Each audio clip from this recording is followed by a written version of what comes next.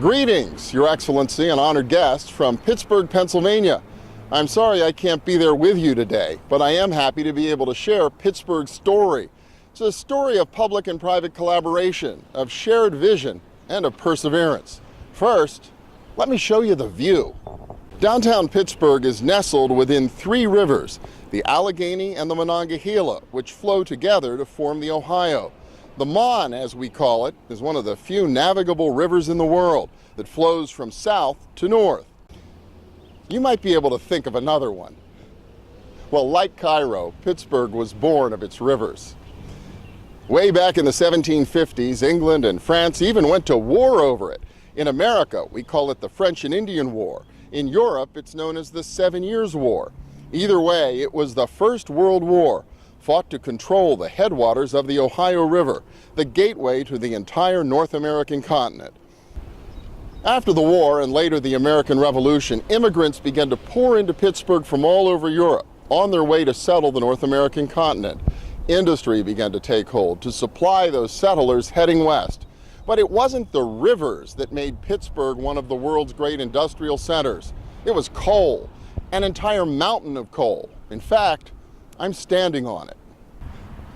You know, actually, it may be easier to see from over here. That hill I was standing on, we call it Mount Washington, named for America's first president. But for most of its history, it was called Coal Hill because of an enormous coal reserve underneath that hill.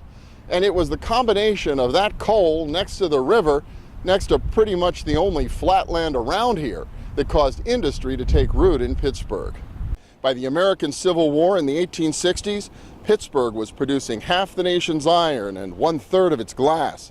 Along the way, the global oil and gas industry was born here. The same geology that created all that coal provided rich oil fields about 100 kilometers north of here. Pittsburghers drilled the world's first commercial oil well in 1859, and the first commercial natural gas well not long after. We have a long history in energy. We have a long history in manufacturing. In fact, during World War II, Pittsburgh's mills produced more steel than Germany and Japan combined. But we paid a terrible price for all that success. By the 1940s, our skies were choked with smoke and our rivers were full of industrial waste and raw sewage. Businessmen would bring an extra white shirt to work every day so they could change at lunchtime because their collars would have turned gray. Street lights burned 24 hours a day. Civic leaders were worried. They feared that without the stimulus of the war effort, Pittsburgh would not be able to compete.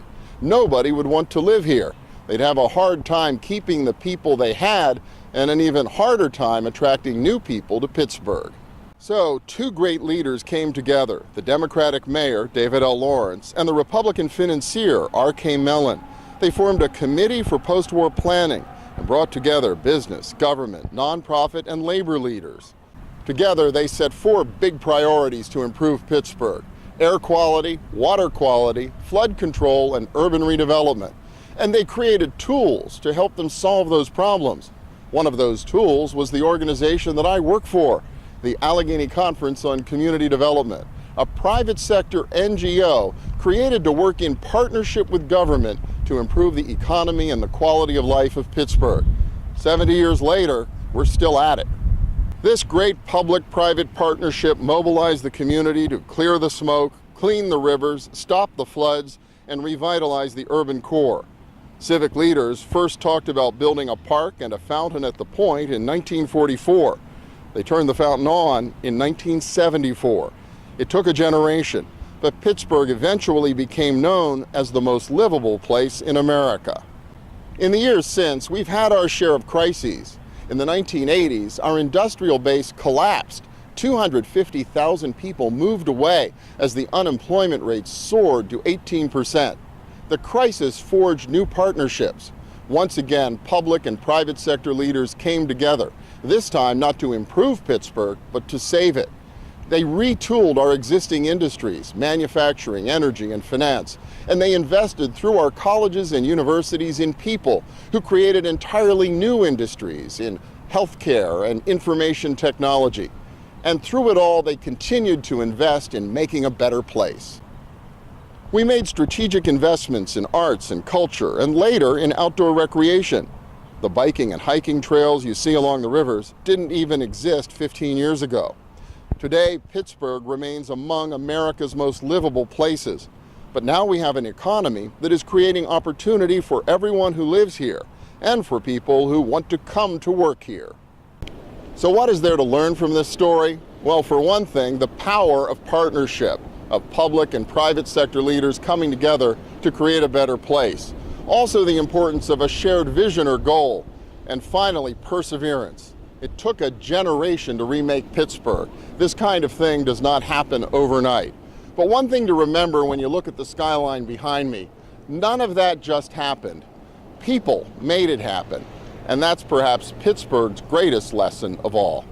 Thank you for listening to our story.